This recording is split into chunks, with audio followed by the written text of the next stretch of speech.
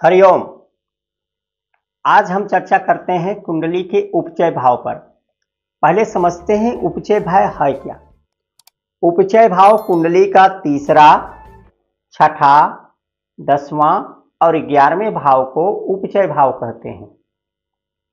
उपचय भाव यदि मजबूत होकर के बैठा हो तो व्यक्ति को अत्यधिक समृद्धशाली बनाता है। ये फाइनेंशियली ग्रोथ देता है, व्यक्ति को सभी प्रकार की सफलता देता है। राजनीति में, चुनाव में, कंपटीशन में, क्योंकि छठे भाव से हम चुनाव, कंपटीशन आदि देखते हैं। 10वें भाव से राज सिंहासन, सत्ता देखते हैं, तो राज सिंहासन और सत्ता देता है। 11वें भाव से हम फाइनेंस को देखते हैं, धन की वृद्धि को देखते हैं। तो व्यक्ति को यदि आपका उपचय भाव बली होकर के बैठा है तो व्यक्ति को लाइफ में कोई उसे हरा नहीं सकता है। वह दिग्विजयी होता है और उसके पताके हर समय फहरते रहते हैं। वह अपने लाइफ में बहुत ग्रोथ के साथ आगे बढ़ता है। उपचय भाव का बहुत ही महत्व है। फल दीपिका तथा बृहत जातक में एक योग है।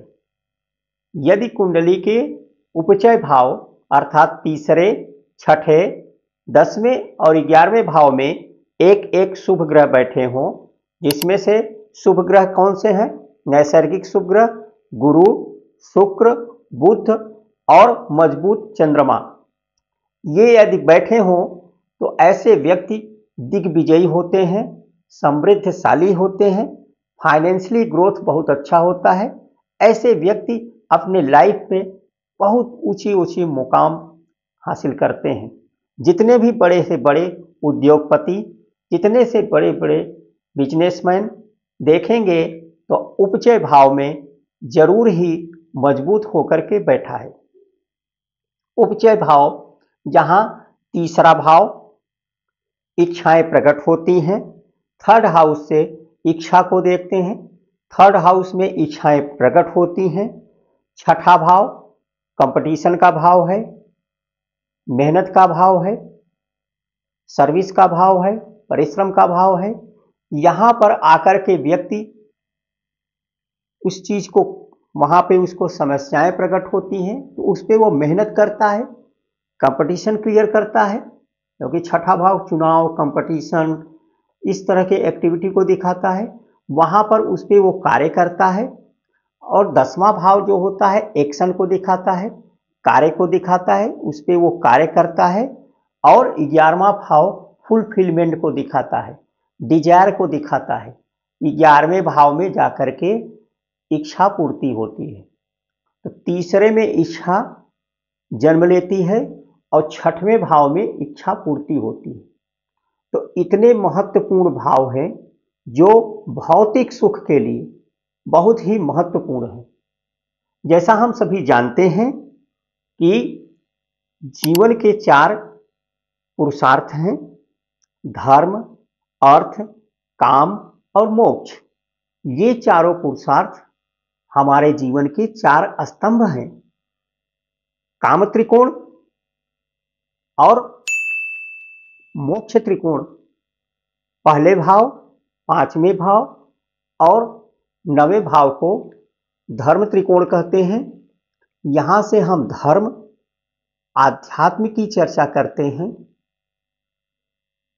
इसमें यदि शुभ ग्रह बैठे हों तो व्यक्ति बहुत ही धार्मिक और बहुत ही अच्छे कार्यों से समृद्धि प्राप्त करता है।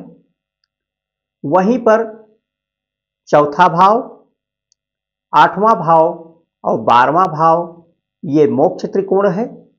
यहां से हम मोक्ष और आध्यात्म की चर्चा करते हैं। बचते हैं 2 महत्वपूर्ण त्रिकोण, 2 महत्वपूर्ण पुरुषार्थ, जिसे काम त्रिकोण कहते हैं और मोक्ष त्रिकोण। काम त्रिकोण जो होता है वो कुंडली का तीसरा भाव, 7वां भाव और 11वां भाव, ये काम त्रिकोण होते हैं। तीसरा, 7वां और 11वें। तीसरे, 7वें, 11वें भाव में हम सातवें को छोड़ दें तो तीसरा और 11वां भाव उपचय भाव का दो भाव आ गया यहाँ से काम त्रिकोण से। फिर आता है अर्थ त्रिकोण।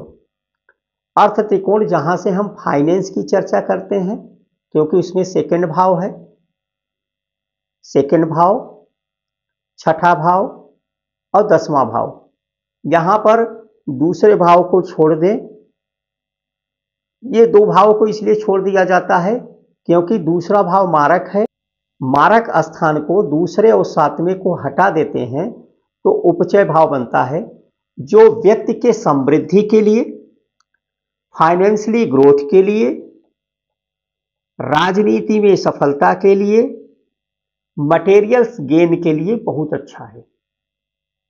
यदि आपको आध्यात्म और मोक्ष की प्राप्ति चाहिए तो अपने आप को धर्म त्रिकोण और मोक्ष त्रिकोण को बलवान करें। उसमें यदि बली होकर ग्रह बैठे हैं तो मोक्ष की ओर जाता है, आध्यात्म की तरफ जाता है व्यक्ति। और उपचय भाव में काम त्रिकोण और अर्थ त्रिकोण में यदि कोई ग्रह बली होकर के बैठा है, ये भाव यदि बली है तो व्यक्ति कलिकाल में, इस कलयुग में व्यक्ति ऐसे लोग बहुत ही सफल होते हैं, बहुत ही सक्सेस होते हैं क्योंकि 10वां भाव राज सिंहासन, सत्ता को दिखाता है।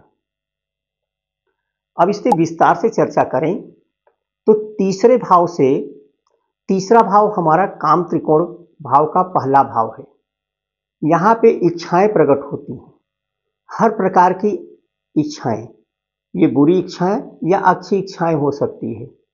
यहां से व्यक्ति की इच्छा प्रकट होती है, उत्पन्न होती है और 11वें भाव में जाकर के पूरा होता है क्योंकि थर्ड हाउस को इच्छा का भाव कहा जाता है और 11वें भाव को इच्छा पूर्ति का भाव कहा जाता है। लग्न से देखेंगे तो तीसरा भाव और 11वां भाव लग्न से एक एक भाव दूर हैं, तो ये व्यक्ति के भुजाओं को रिप्रेजेंट करता है। कालपुरुष की कुंडली में जब हम अंगों का विश्लेषण करते हैं तो वहां पर तीसरे भाव से और 11वें भाव से दोनों भुजाओं को रिप्रेजेंट करते हैं। बायां भाव यानी कि दाहिना भुजा थर्ड हाउस, बायां भुजा 11th हाउस से देखा जाता है। तो तीसरा और 11वां व्यक्ति के पुरुषार्थ को दिखाता है, मेहनत को दिखाता है कि व्यक्ति कितना साहसी है, कितना परिश्रमी है और कितना वह उसके अंदर पुरुषार्थ है। फिर आते हैं कुंडली के छठा भाव जो उपचय भाव का दूसरा भाव। छठे भाव लाभ की वृद्धि का भाव है क्योंकि ये 10वें भाव का, 10वें से हम गिनेंगे तो ये 9वां भाव होता है और लाभ की वृद्धि ये हमारा कुंडली का छठा भाव दिखाता है। कार्य की सिद्धि, कार्य का भाग्य स्थान है क्योंकि कार्य भाव से गिनेंगे, 10वीं से गिनेंगे तो ये हमारा जो भाव आता है ये 10वें से गिनने पर 9वां आता है, कार्य का भाग्य स्थान है। तो छठा भाव यदि बली है तो व्यक्ति शत्रुओं पे विजय प्राप्त करता है, कंपटीशन में सफलता प्राप्त करता है। छठा भाव बली होकर के बैठा है, जब तक कुंडली में आपका छठा भाव बली होकर के नहीं बैठा है आपके अंदर बहुत बड़े से बड़े राजयोग हो लेकिन आप सफल नहीं होंगे क्योंकि छठा भाव एक्शन है। यहाँ से व्यक्ति मेहनत करता है, आपके अंदर बहुत अच्छे राजयोग है लेकिन जब तक आप कंपटीशन क्लियर नहीं करोगे तब तक आप सफल नहीं होगे। आपके अंदर बहुत अच्छा राजयोग है लेकिन जब तक आप चुनाव नहीं लड़ोगे, आप विजयी नहीं होगे, तो आप किसी चीज़ के हकदार नहीं होंगे। इसलिए तीसरा भाव कुंडली का छठा भाव मजबूत होना बहुत जरूरी है। तो छठे भाव से जैसा कि कहा गया है छठे भाव बली होकर के बैठा है तो शत्रुहंता योग बनाते हैं। तो छठे भाव से शत्रुहंता योग जैसे चीजें भी देखी जाती है, इसलिए कुंडली में छठे भाव का महत्व सर्वाधिक है। फिर आता है कुंडली का 10वां भाव, उपजय भाव का महत्वपूर्ण भाव है। यह केंद्र का सबसे मजबूत, केंद्र का सबसे शुभ ग्रह माना, शुभ स्थान माना गया है, क्योंकि इसे विष्णु स्थान भी कहते हैं। यह हमारे कर्म भाव है जो तीसरे और छठे को नियंत्रित करता है। इसीलिए तीसरे और छठे से अधिक मजबूत 10वां भाव होना चाहिए। इसीलिए ज्योतिष में कर्म भाव अधिक महत्व दिया जाता है। कर्म की महत्व ज्योतिष में अधिक दिया गया है। लग्नेश की तरह 10वें का भी स्वामी जहां बैठता है उस भाव की महत्व बढ़ जाता है। फिर आते हैं कुंडली के 11वां भाव।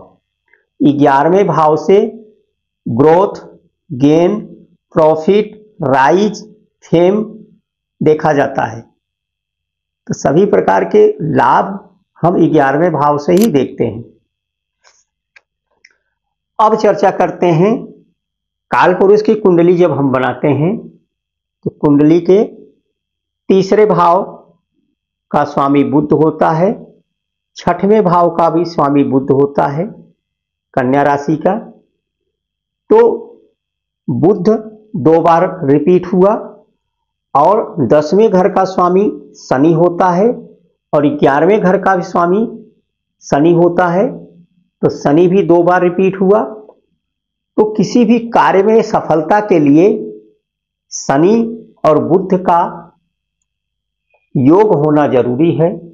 किसी प्रकार का एस्पेक्ट बन रहा है, किसी प्रकार का संबंध बन रहा है, दृष्टि संबंध, युति संबंध या परिवर्तन संबंध बन रहा है, ऐसे व्यक्ति निश्चित ही अपने जीवन में सफल होते हैं। क्योंकि शनि जहां हमारे हार्डवर्क को रिप्रेजेंट करता है, हमारे दृढ़ता को रिप्रेजेंट करता है, दृढ़ संकल्पशील बनाता है, पेशेंस पैदा करता है, वहीं पर बुध लर्निंग एबिलिटी को बताता है कि व्यक्ति के अंदर कितना विजडम है, कितना सूझबूझ है, किसी स्किल को हम कितनी अच्छी तरह से समझ पा रहे हैं, ये हमारा बुध बताता है। जब तक किसी कार्य को हम अच्छी तरह से स्टडी नहीं करेंगे, क्योंकि बुध स्टडी को दिखाता है, जब तक हम किसी कार्य पे स्टडी नहीं करेंगे, किसी कार्य पे काम नहीं करेंगे, शनि काम मेहनत को दिखाता है, मेहनत नहीं करेंगे तब तक हमें फुलफिलमेंट नहीं मिलता, तब तक हमें ग्रोथ नहीं मिलेगा, हमें सफलता नहीं मिलेगा। इसलिए कुंडली में कहीं पर भी हो, किसी तरह का कुंडली हो, वहां पर 10वें भाव से यदि शनि और बुध का संबंध हो जाए या लग्न से या लग्नेश से शनि बुध का संबंध हो जाए तो 100% ऐसे कुंडली को आप मजबूत कुंडली मानिए। वह मजबूती को रिप्रेजेंट करता है।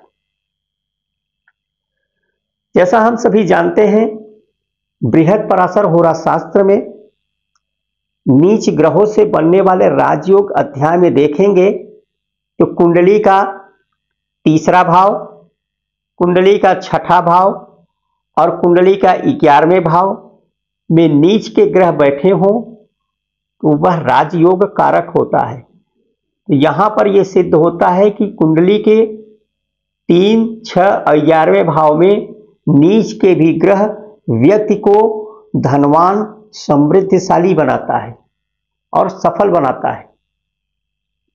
बृहद पराशर होरा शास्त्र में ही विपरीत राजयोग में देखेंगे, जब तीसरे का स्वामी छठे में या छठवें का स्वामी 11वें में बैठ जाए, आपस में राशि परिवर्तन करके बैठ जाए तो व्यक्ति को राजयोग कारक होता है। तो यहां पर इतनी महत्व दी गई है। हमने आपको बता दिया किस लिए इन भाव का महत्व है और किस लिए इसकी महत्व अधिक है। 3rd हाउस में नीच के ग्रह बैठे हो, पापी ग्रह बैठे हो तो व्यक्ति को दीर्घायु बनाता है। ये आयु प्रदाता होता है, क्योंकि अष्टम से अष्टम होता है। जिस प्रकार के 8वें भाव में शनि बली होकर के बैठे तो व्यक्ति को दीर्घायु बनाता है, उसी प्रकार अष्टम से अष्टम अर्थात तीसरे भाव में भी क्रूर ग्रह बैठ जाए तो व्यक्ति की आयु बढ़ जाती है, आयु प्रदाता होता है, आयु की वृद्धि करता है। आप लोगों को मेरे वीडियो अच्छे लगे इसे लाइक एवं सब्सक्राइब करें।